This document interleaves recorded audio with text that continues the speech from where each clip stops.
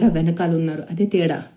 అది తప్ప ఇంకేం తేడా లేదు. I have the same rights what you have as a citizen and you have the same rights what I have as a citizen. I'm just a normal citizen of this country who just is in the film industry. That is the only difference. So please understand this. Whenever you pick up your phone and whenever you type, not for me, any celebrity, any politician, when you write bad words, it is not for us. That is what you are. You are a neech rakshas manishi.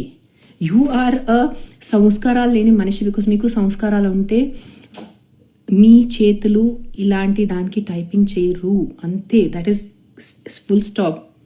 మీరు ఇంత చెత్త బండు బూతులు మీరు పెట్టడానికి ఉంటే, కాశీకి ఒక photo ఉంది, నేను పెడతాను ఇన్స్టాగ్రామ్లో. రాత్రి రేట్ ఎంత? హౌ అంటే ఎలా? ఎవరిని రేట్ అడుగుతున్నారు? ఏంటి అడుగుతున్నావు నువ్వు రేట్? నీకు తినే పరిస్థితి లేదు, నా రేట్ ఏం పడుతావు నువ్వు?